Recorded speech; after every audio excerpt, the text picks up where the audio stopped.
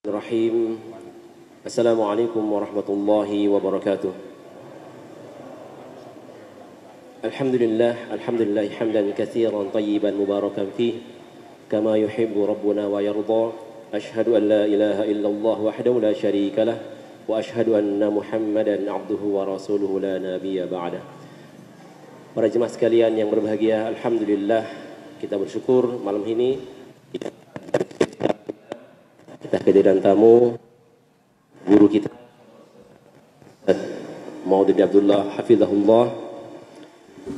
Alhamdulillah beliau mampir ke Denpasar kemudian menyempatkan diri untuk memberikan sedikit pencerahan untuk kita, dan insyaallah kajian spesial malam ini kita seperti biasa sampai Isya. Mudah-mudahan nanti ada waktu kita lanjutkan Ba'da Isya untuk sesi tanya jawabnya. Baik, untuk menyikat waktu dan kita akan langsung mendengarkan kajian. Kita buka dengan basmalah. Bismillahirrahmanirrahim. Selanjutnya waktu kami berikan kepada Ustaz. Fadhil.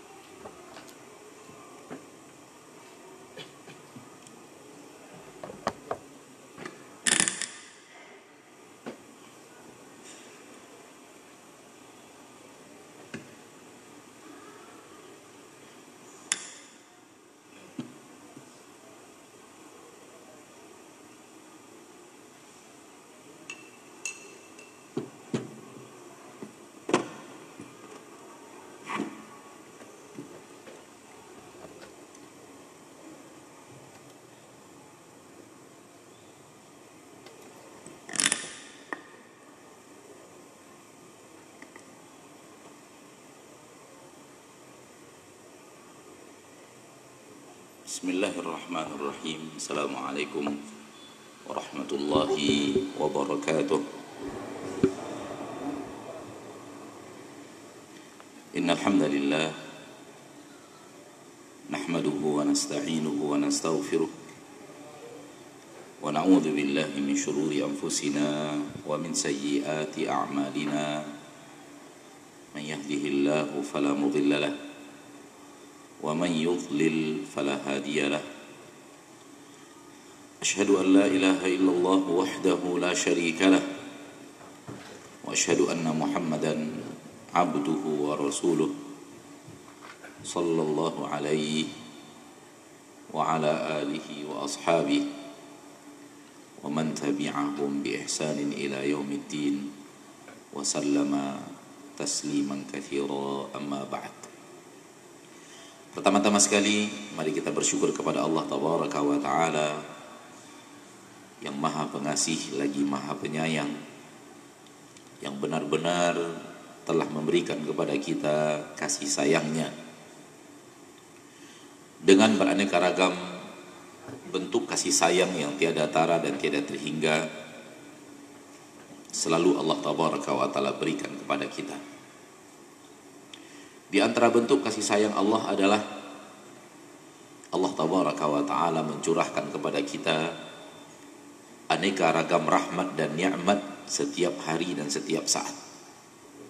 Di antara bentuk kasih sayang Allah Tabaraka wa Ta'ala adalah Allah Tabaraka wa Ta'ala tidak langsung menghukum kita disebabkan dosa dan kesalahan kita. Namun Allah tunggu kita untuk minta maaf. Di antara bentuk kasih sayang Allah Tabaraka wa Ta'ala adalah di saat Allah Tabaraka wa Ta'ala membuka pintu maafnya sampai detik-detik terakhir kehidupan kita. Kalau kita sudah berusia 70 tahun, maka 70 tahunlah Allah membukakan pintu maaf. Namun manakala nyawa sudah di tenggorokan, ketika itu kalau kita minta maaf kepada Allah, Allah mengatakan bahwa Allah tidak memaafkan lagi. Allah tidak salah ketika Allah tidak mau lagi menerima maafmu, karena 70 tahun dia bukakan pintu maaf dan tidak digunakan. Wajar kalau di akhir-akhir hayat seperti kelakuan Fir'aun di akhir-akhir hayatnya baru minta ampun kepada Allah Itu pun ketika terombang-ambing di lautan merah dan tinggal menunggu detik-detik dia mati tenggelam, baru dia minta ampun kepada Allah dan bertaubat, maka Allah sudah tutup pintu taubat itu. Di antara bentuk kasih sayang Allah kepada kita adalah di akhirat masih ada kemungkinan mendapatkan pengampunan. Walau di dunia ketika dia minta ampun di akhir hayatnya tidak diampuni oleh Allah, namun pintu ampunan Allah di akhirat masih ada. Dan pintu ampunan di akhirat itu khusus bagi orang-orang yang pertama tidak terjerumus ke dalam kesyirikan, yang kedua Allah mau mengampuninya. Jadi banyak sekali ragam rahmat dan nikmat Allah yang Allah berikan kepada kita, dan kasih sayang Allah terbesar adalah ketika diturunkan kepada kita Al-Quran dan diutus kepada kita Nabi kita tercinta Muhammad sallallahu alaihi wasallam. Inilah nikmat Allah terbesar, kasih sayang Allah terbesar kepada hamba-hambanya, di mana hamba manakala tidak Allah turunkan kepada mereka Al-Quran, manakala Allah tidak utus kepada mereka Rasul sebagai utusan untuk menyampaikan isi kandungan Al-Quran itu, dan bagaimana memahaminya dan bagaimana mengamalkannya, maka para hamba hidup dengan kelinglungan. Para hamba, yaitu kita dan seluruh manusia, hidupnya linglung, hidupnya tak jelas, hidupnya tak mengerti harus bagaimana dan harus mengapa dan harus menggapai apa dan harus menuju kemana.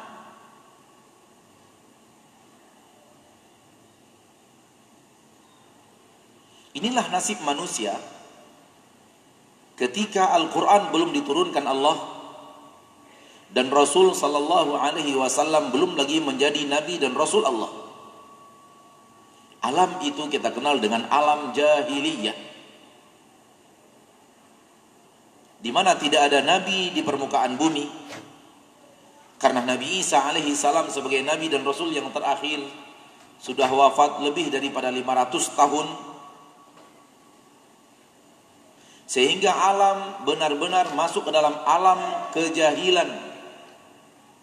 Kejahilan bukan berarti tidak moderat. Moderat. Kejahilan bukan berarti tidak megah. Megah. Persia dan Romawi memiliki gedung-gedung tinggi. Mereka memiliki kerajaan-kerajaan yang sangat besar, memiliki singgasana-singgasana emas.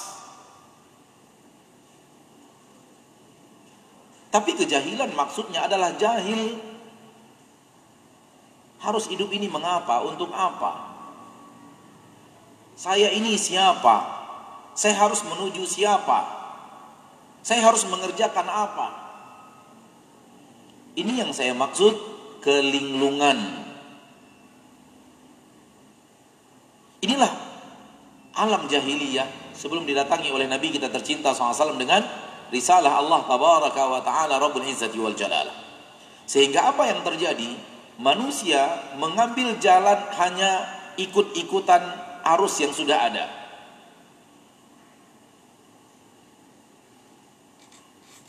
Penyembah Nabi ikut arus penyembah Nabi, namanya Romawi. Penyembah api ikut arus penyembah api, namanya Persia.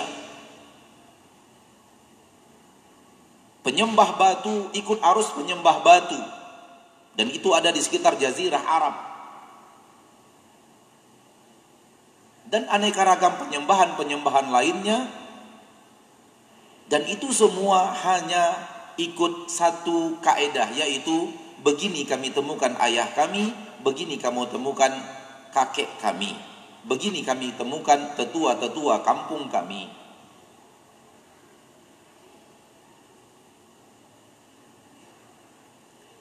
Sampai kemudian Rasul kita tercinta Muhammad sallallahu alaihi wasallam membawa risalah Allah, risalah ilahiyah yang mengarahkan manusia kepada hidup itu harus bagaimana?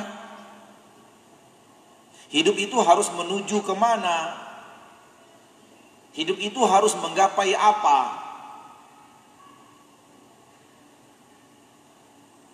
Dan turunlah syariat Allah, syariat yang sempurna, yang tidak ada salah di dalamnya, tidak ada kekurangan di dalamnya, tidak ada cacat sedikit pun di dalamnya. Semua kebaikan disampaikan dan diajarkan, semua keburukan dilarang.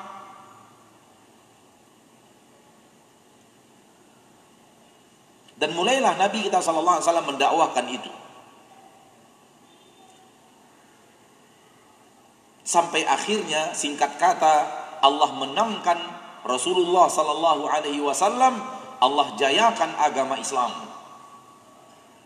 Sehingga akhirnya kota Mekah takluk dan jazirah Arab pun akhirnya bersaksi asyhadu an la ilaha illallah wa asyhadu anna Muhammadan Rasulullah.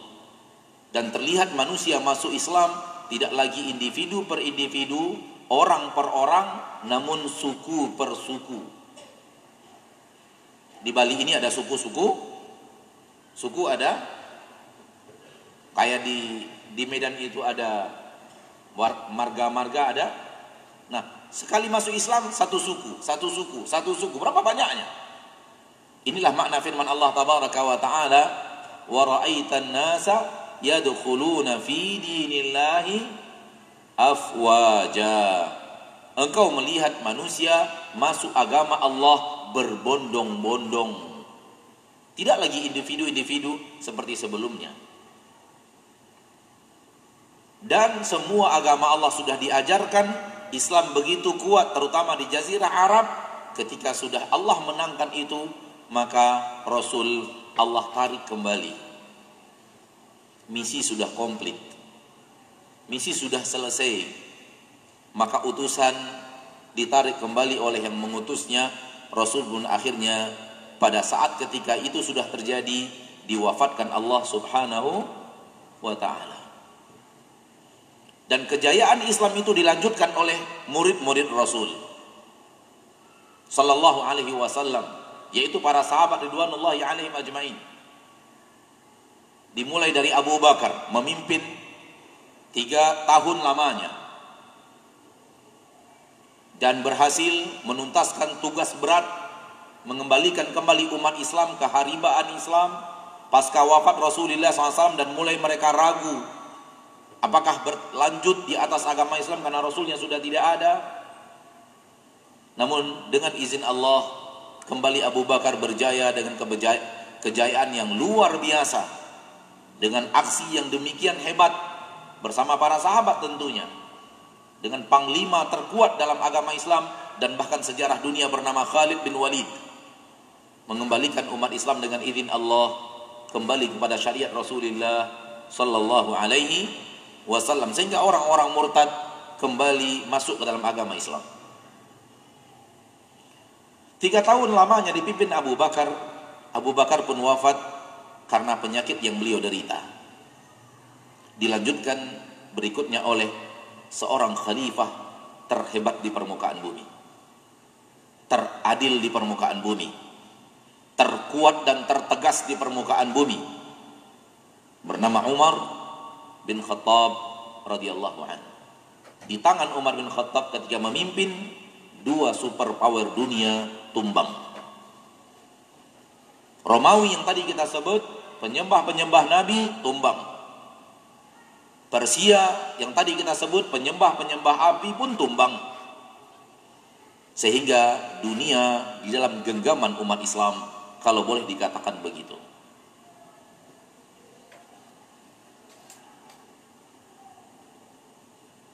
Keluarlah manusia dari alam kejahilan kepada alam ilmu.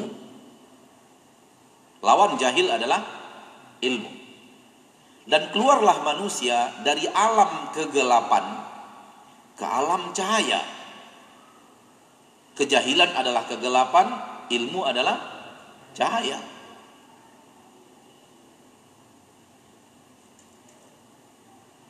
Namun cahaya itu bukan cahaya yang sering kita dengar dari moderator, yaitu kadang moderator buat mukaddimah begini: Rasulullah telah berhasil mengeluarkan manusia dari alam kegelapan menuju alam yang terang benderang seperti yang kita rasakan di zaman kita sekarang ini.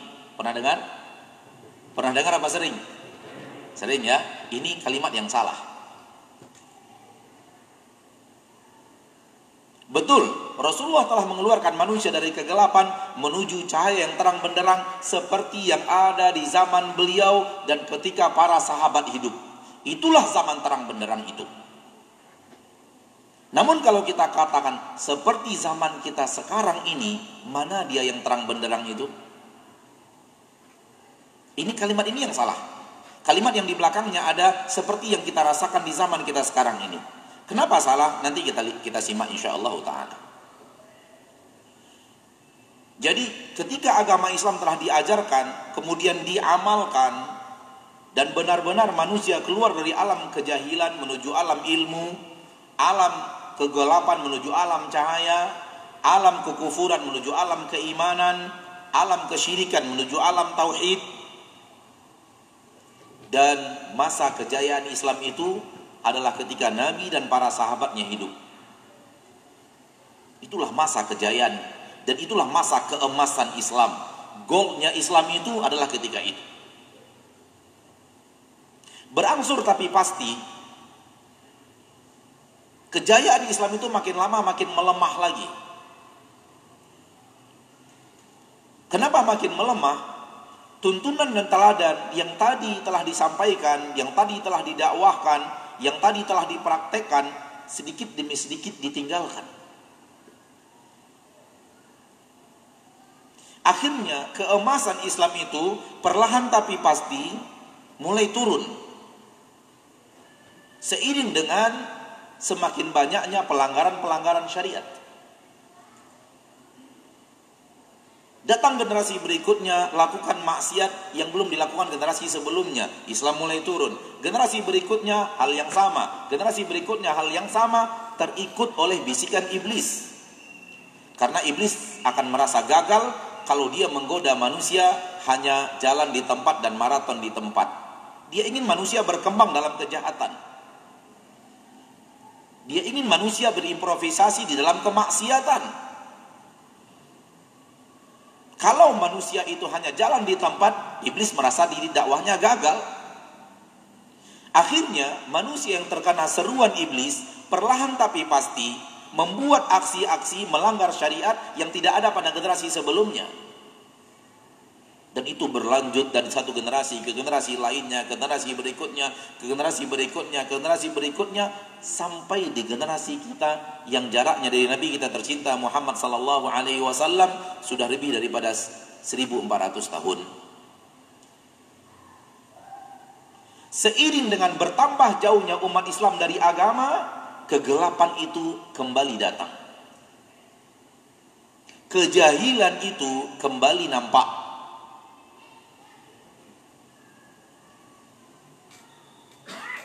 Bukan terang benderang maksudnya adalah listrik, bukan. Zaman Rasul zaman yang sangat terang benderang walaupun hanya pakai suluh.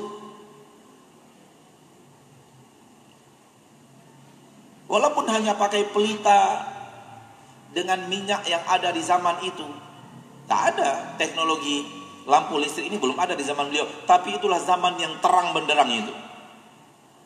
Adapun zaman sekarang ini bukan zaman yang terang benderang. Tapi zaman berangsur tapi pasti masuk lagi ke dalam alam kejahilan. Lihatlah jahilnya manusia sekarang.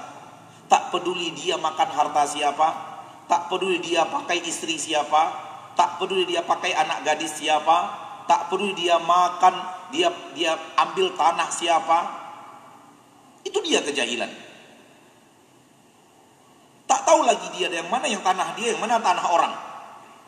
Yang mana uang dia, yang mana uang orang. Yang mana uang dia, yang mana yang uang rakyat, uang negara, udah nggak tahu. Itu dia kejahilan. Itu dia kegelapan. Tak tahu lagi membedakan mana yang harusnya dia lakukan, mana yang harusnya dia tinggalkan. Sehingga yang harus dia lakukan dia tinggalkan, yang harus dia tinggalkan dia lakukan. Namun kegelapan yang pernah ada sebelum Nabi Muhammad SAW diutus,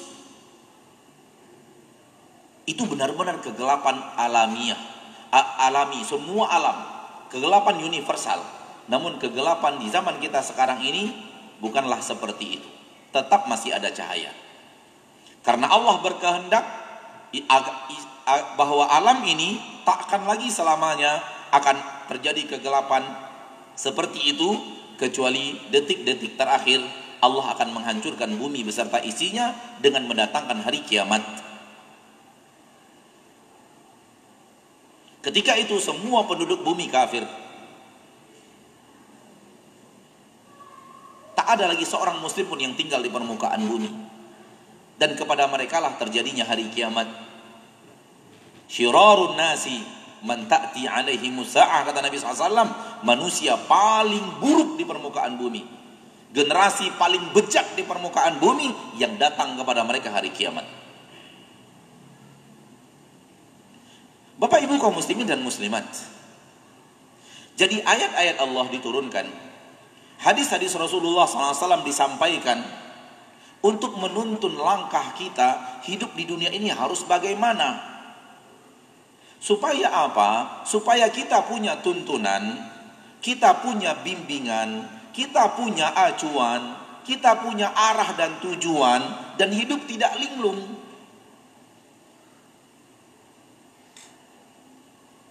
Ketika manusia perlahan tapi pasti mulai meninggalkan syariat, kelinglungan akan masuk dalam hidup mereka sesuai dengan kadar mereka meninggalkan syariat Islam.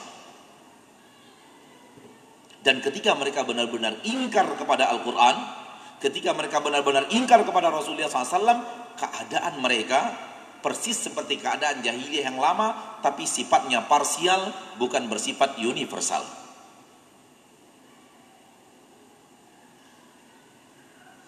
Akhirnya manusia yang mendustaikan Al-Quran, mendustakan Rasulullah SAW, tidak beriman kepada Allah dan Rasulnya, tidak beriman kepada hari akhir, hidup mereka sama dengan hidup kaum jahiliyah sebelum Al-Quran diturunkan.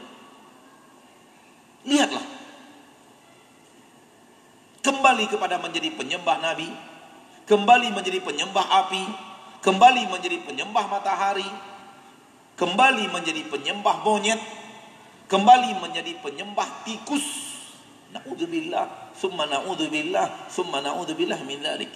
Saya, ketika teman saya orang India di bangku kuliah mengatakan di negeri kami ada penyembah-penyembah tikus, hampir tidak percaya. Ada manusia hidup menyembah apa? Tikus. Apalagi yang lebih linglung dari manusia-manusia seperti ini? Manusia tak mengerti apa itu hidup, bahkan tak mengerti siapa dirinya. Dia jadikan tikus lebih mulia daripada dirinya. Ya laha min bahala, kata orang Arab. Alangkah pandirnya orang yang seperti ini. Kalaulah bukan kawan kita ini adalah orang yang kita tahu jujur, penuntut ilmu, rasanya tak percaya adanya penyembah-penyembah tikus. Sampai suatu hari, setelah sekian tahun selesai kuliah, lalu sedang berkunjung ke rumah mertua, itu ada siaran penyembah-penyembah tikus dari India. Liputan Discovery Channel, penyembah-penyembah tikus di India. Saya mengatakan ini yang dulu dikatakan oleh teman saya dari India itu. Percaya tidak percaya, ada manusia hidup penyembah-penyembah cicak. Kalau itu tikus, ini cicak. Percaya tidak percaya, penyembah cicak itu hidupnya di Indonesia tercinta. Jadi kalau antum merasa aneh, ada penyembah-penyembah tikus di India, antum harusnya lebih merasa aneh lagi. Ternyata penyembah-penyembah cicak hidup di Indonesia. Ada yang tahu, ada yang tidak tahu, urusan belakangan. Yang jelas penyembah-penyembah cicak itu hidup di sini, di Indonesia ini, di negeri yang kita cintai ini, di negara kita ini. Apa yang terjadi? Linglung, tak tahu harus bagaimana. Kenapa tidak linglung? Karena tidak mau ikut aturan dan acuan yang telah diturunkan oleh pencipta langit dan bumi dan pencipta manusia itu sendiri.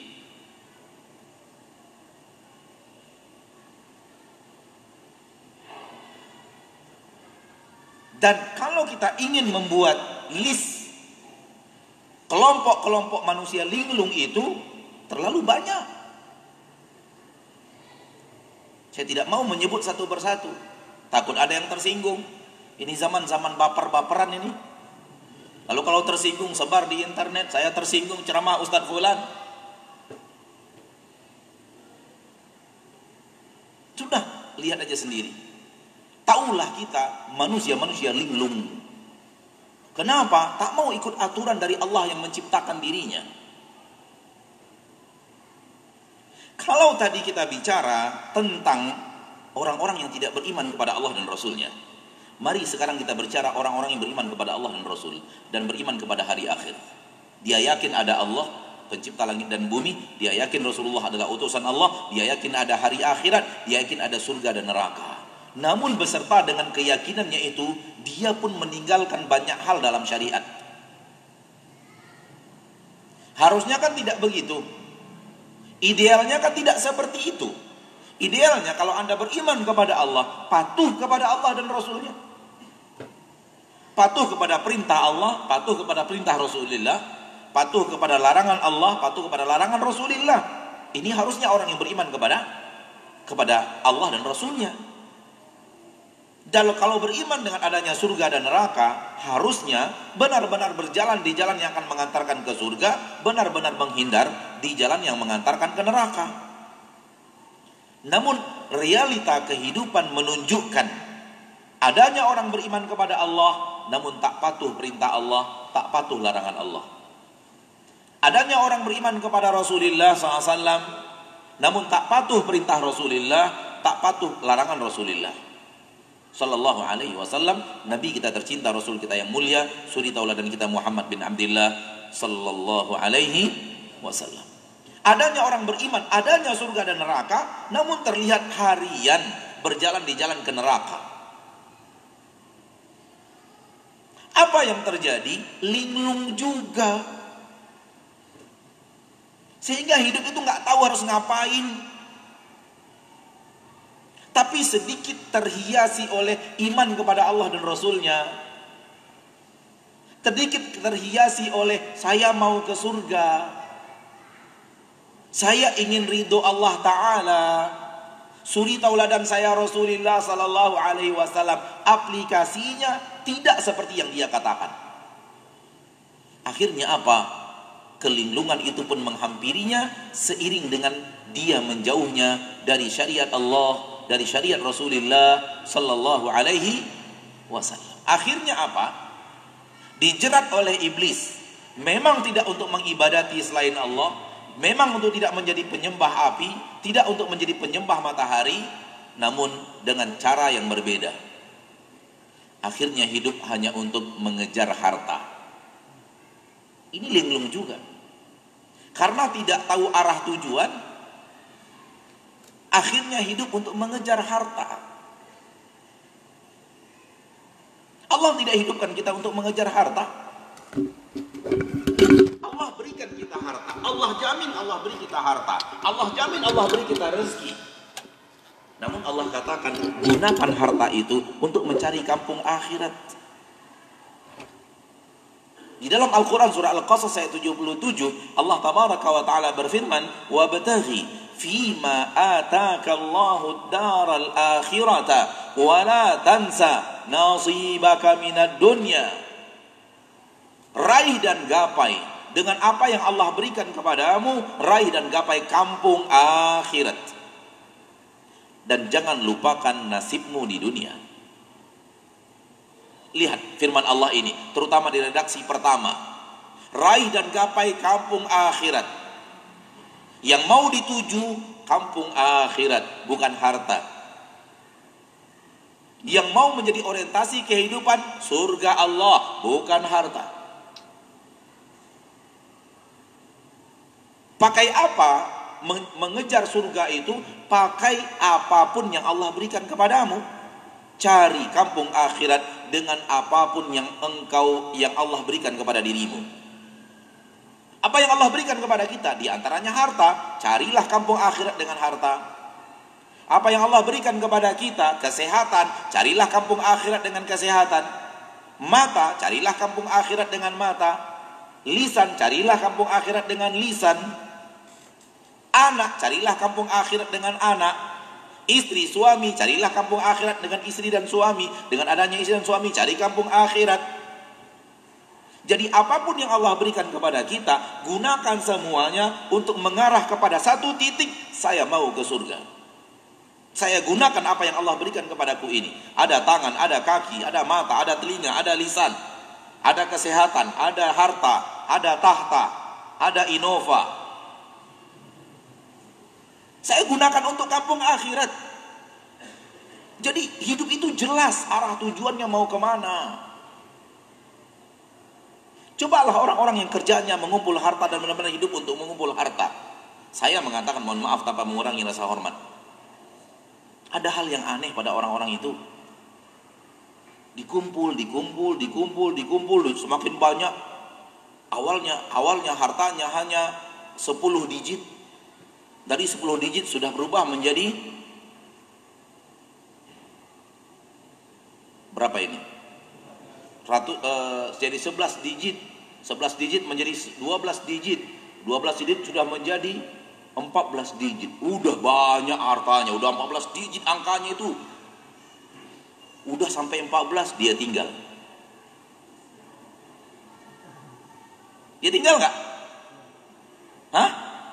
Lalu untuk apa dikumpul? Dikumpul dan dia tahu pasti setelah banyak dia akan tinggalkan. Hai. Untuk apa dikumpul coba? Maka yang benar adalah dicari, setelah dapat ditabung untuk kehidupan akhirat. Itu yang benar. Dicari, dapat, ditabungkan untuk kampung akhirat. Dicari, dapat, ditabungkan untuk kampung akhirat. Apa boleh kita punya banyak? Nggak masalah. Tapi banyakkan juga untuk akhiratnya.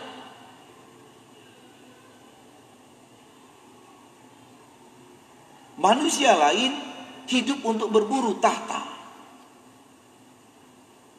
Hidupnya untuk berburu tahta. Ingin menjadi orang yang di atas. Yang di atas lagi, yang ternomor wahid di negerinya. Dengan aneka ragam cara. Bahkan kadang-kadang subhanallah, para dukun pun dimainkan untuk sampai kepada titik-titik itu. Betul tidak? Para dukun dimainkan, padahal berdukun gak boleh dalam agama kita. Berdukun itu bukan kebiasaan umat Islam, kebiasaan kaum jahiliyah yang dilarang oleh Nabi SAW.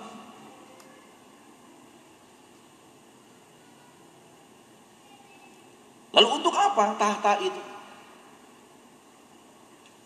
Yang benar, kalau Allah berikan kepada Anda tahta, gunakan tahta itu untuk kampung akhirat. Yang lain hidup untuk mencari nama. Yang penting dia menjadi orang populer. Yang penting orang kenal namanya. Dia korbankan segala-galanya. Dia korbankan auratnya, dia korbankan akhlaknya, bahkan dia korbankan agamanya. Dia berani menyebutkan kata-kata yang luar biasa membuat hati kita getar ketika dia menyebut kata-kata itu. Namun dengan santainya dia ucapkan itu. Saya nggak apa-apa ke neraka. Banyak artis di neraka. La haula wala quwata illa billahil aliyil azim.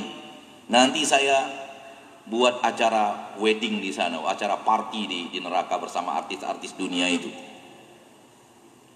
Ya akhi, kamu ini siapa? Masih mengaku beriman kepada Allah dan Rasulnya dengan kata-kata seperti ini? Semua para nabi dan para rasul, semua orang saleh menangis ketika mendengar ayat neraka.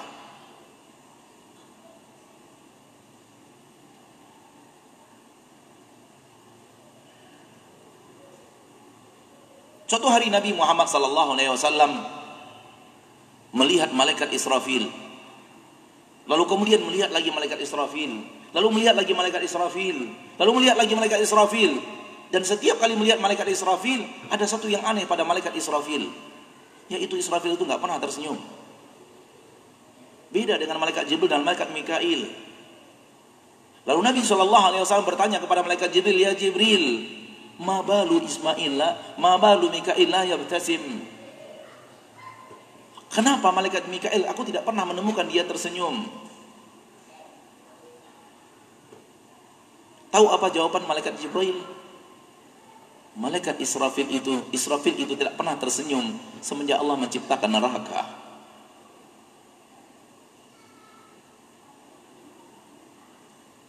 Israfil tidak pernah tersenyum semenjak Allah ciptakan neraka. Begitu dia melihat neraka, tak pernah lagi tersenyum. Padahal dia mustahil ke neraka. Namun dia tahu berapa besarnya azab di neraka itu. Betapa perihnya azab di neraka itu. Dia yang tak mungkin ke neraka, ketika melihat neraka, hilang senyum dalam hidupnya. Anda minta-minta neraka hanya untuk nama. Siapa engkau? Kemana engkau mau menuju hidup ini? Mana arah tujuanmu sebenarnya? Hanya untuk nama itu bermain di dalam permainan kata yang sangat dahsyat?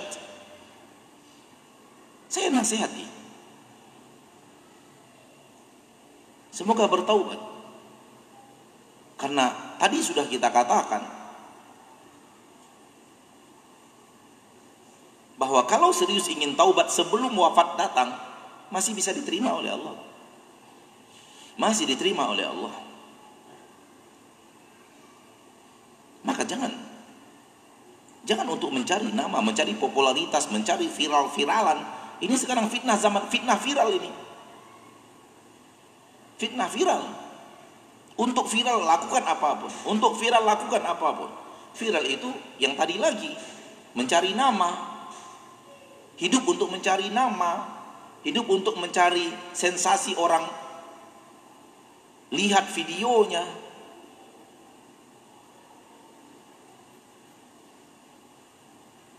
Dan kalau dikaji secara syariat, kalimat ini sudah kalimat kufur. Kalimat yang dikeluarkan oleh para munafik ketika Rasul hidup jauh di bawah ini. Dan turun ayat Allah tabaraka wa ta'ala. Allah tabaraka wa ta'ala berfirman, la ta'tabiru qad kafartum ba'da imanikum. Abillahi wa ayati wa rasulihi kuntum tastahzi'un la ta'tabiru qad kafartum ba'da imanikum. Allah, Rasulnya, ayat-ayatnya kalian permainkan, kalian tertawakan, jangan minta ampun, jangan minta maaf, jangan buat-buat alasan. Kalian telah kafir setelah kalian beriman. Dan kalimatnya orang munafik jauh di bawah itu. Maka hiduplah manusia-manusia linglung, tak tahu hidup itu apa, mengejar sebuah hal yang tidak jelas, menggunakan hidup yang Allah berikan yang sangat mahal ini untuk sesuatu yang sangat remeh. Ada orang hidupnya Pak, hidupnya untuk nendang bola. Faham yang saya maksud? Hidup untuk nendang bola, tiap hari nendang bola, tiap hari nendang bola, tiap hari nendang bola, tiap hari latihannya nendang bola. Ya akhi, kaki yang Allah berikan kepadamu itu lebih mahal daripada itu, untuk digunakan sekedar untuk digunakan untuk nendang bola itu. Belum lagi jantung, belum lagi paru-paru, belum lagi darah, belum lagi tulang, belum lagi mata, belum lagi telinga, semuanya alat-alat super mahal, masjid sebesar emas sebesar masjid tak bisa menggantikan posisinya. Antum ente gunakan hanya untuk nendang bola.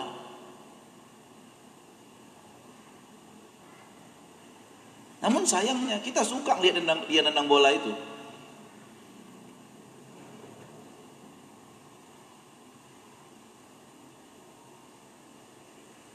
Ada orang yang hidupnya apa? Untuk manjat-manjat. Ada orang yang hidupnya untuk terjun-terjun dari tempat-tempat tinggi. Apa yang terjadi? Yang terjadi adalah kehilangan panduan hidup. Kehilangan acuan hidup. Dia tidak tahu hidup itu harus bagaimana dan mengapa. Apa yang terjadi? Meninggalkan syariat. Walau meninggalkan syariat bukan bermakna tidak beriman kepada Allah dan Rasulnya dan hari akhir, namun tidak mengikuti acuan. Orang beriman itu harusnya begini, begini, begini, begini. Dia tidak lakukan. Orang beriman itu jangan lakukan ini, jangan lakukan ini, jangan lakukan ini, jangan lakukan ini. Itu menjadi kebiasaan hariannya. Dan seperti yang tadi saya katakan, bahwa semakin kita meninggalkan syariat, sejauh kita meninggalkan syariat, sejauh itulah kelinglungan akan masuk dalam hidup kita. Dan kalau tadi saya bicara amalan, hal yang sama dalam masalah keyakinan dan akidah. Semakin orang dalam berakidah, kita bicara umat Islam, saudara-saudari kita umat Islam yang beriman kepada Allah dan Rasulnya, bersaksi asyhadu an la ilaha illallah wa anna muhammadar rasulullah, beriman kepada kita, beriman kepada para nabi, beriman kepada hari akhir, beriman kepada qada dan qadar, beriman kepada para malaikat. Namun seperti yang kita ketahui, menjauh dari syariat. Menjauh dari syariat. Diperintahkan tak dia kerjakan, dilarang menjadi kebiasaan harian. Semakin dia menjauh dari syariat, semakin dia linglung. Termasuk juga dalam akidah dan keyakinan. Di dalam berakidah ada acuannya, ada panduannya. Begini akidah yang benar, begini keyakinan yang benar. Umat Islam dalam bab akidah mulai jauh tuh, jauh. Semakin jauh, semakin linglung. Hari ini, saudara ana yang menjemput ana di bandara, mengantarkan ana ke hotel, menjemput ana dari hotel, mengantarkan ana ke masjid ini, menceritakan kelinglungan umat Islam yang tinggal di sini, bagaimana linglungnya mereka. Ana tidak mau sebutkan, tanya aja dia. Antum tahu orangnya kan? Tahu orang, tanya dia. Cerita apa dia ke ana? Mungkin dia ceritanya, beliau itu cerita ala kadarnya, tapi nyambung dengan materi yang mau ana sampaikan sekarang ini. Umat Islam yang linglung mau ngapain? Sehingga apa? Hal yang wajib untuk tidak dia lakukan, justru dia lakukan. Hal yang sangat tidak boleh untuk dia kerjakan, justru dia kerjakan. Kalau dikatakan, apakah engkau beriman dengan seperti imannya mereka? Dia menjawab, enggak, saya beriman kepada Allah. Lalu kenapa kelakuannya kayak begini? Ya saya hanya entah apa jawabannya, Anda nggak tahu juga. Hal yang secara syariat haram dikerjakan, berbahaya. Yang kalau dia dikerjakan dengan penuh keyakinan, neraka. Kalau dia wafat di atas hal yang seperti itu. Namun mereka kerjakan. Karena apa? Karena yang tadi menjauh dari akidah. Menjauh dari akidah, datanglah akidah-akidah yang membuat linglung. Akhirnya punya keyakinan-keyakinan aneh. Kalau istrinya lagi hamil, suaminya nggak boleh bunuh cicak, nggak boleh bunuh kecoa, nggak boleh sembelih ayam. Kalau dia potong, dia patahkan kaki ayam, nanti anaknya lahir patah kaki. Ini akidah diyakini oleh sebagian kaum muslimin, namun akidah yang tak ada dalam agama kita. Di dalam Al-Quran tidak ada, di dalam hadis tidak ada. Sementara referensi agama kita dua itu, Al-Quran dan hadis referensinya. Pemahaman standarisasinya, pemahaman para sahabat. Acuannya Al-Quran dan hadis, acuan pemahamannya pemahaman para sahabat. Kenapa para sahabat? Karena para sahabat itu umat yang langsung dididik oleh tangan Nabi kita tercinta Muhammad sallallahu alaihi wasallam. Sehingga acuan kebenaran pada pemahaman mereka. Yang tidak mengacu kepada pemahaman mereka seperti yang tadi, mulai linglung beragama. Sehingga acuannya nggak jelas.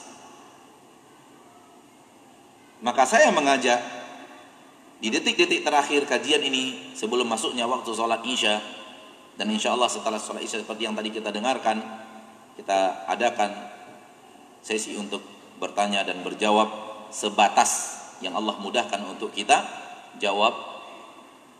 Saya mengajak diri saya sendiri dan mengajak kaum muslimin dan muslimat yang hadir di kajian kali ini dan mendengarkan kajian ini live melalui siaran-siaran yang dimudahkan Allah tabaraka wa taala. Saya mengajak, mari saudaraku, mari saudariku, mari wahai umat Nabi Muhammad sallallahu alaihi wasallam, mari wahai umat Islam, kembalikan dirimu kepada acuan yang telah Allah turunkan. Kembalikan acuan, kembalikan dirimu kepada bimbingan, kepada petunjuk yang telah Allah turunkan. Tanpa acuan itu engkau akan bingung harus mengapa, harus bagaimana, harus berbuat apa, harus ninggalin apa, harus mengejar apa, harus menabung apa. Anda akan bingung. Ketika Anda bingung, Anda hanya akan melakukan aksi taklid buta, ikut-ikutan. Orang begitu, saya pun begitu. Orang banyak begitu, saya pun begitu. Orang banyak lagi mabuk, saya harus mabuk. Orang banyak lagi dugem, saya harus dugem. Orang banyak lagi bakar-bakar mercon, saya harus bakar-bakar mercon. Tak tahu hidup harus bagaimana. Hidup hanya jadi pengikut orang lain. Sementara umat Islam bukan begitu. Umat Islam punya prinsip. Umat Islam punya acuan. Umat Islam punya bimbingan. Ini loh yang umat Islam itu begini.